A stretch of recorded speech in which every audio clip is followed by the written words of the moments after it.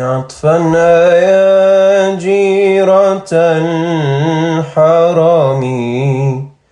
هواكم زاد فيها يمين واصلوني أوعدوني قبل تفنى مهجتي ودمي